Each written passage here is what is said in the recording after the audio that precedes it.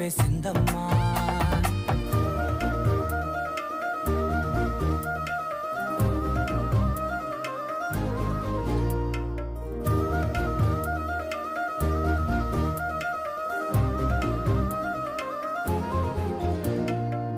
ఏకాంతాలన్నీ ఏకాంతం లేక ఏకరువే పెట్టాయే ఏకంగా, సంతోషాలన్నీ సెలవన్నది లేక మనతోనే కొలువయ్యే మొత్తంగా, స్వాగతాలు లేని ఒంట్లో ఉండలేక విరహం కనుమరుగయ్యే మనతో వేగలేక, కష్టం నష్టం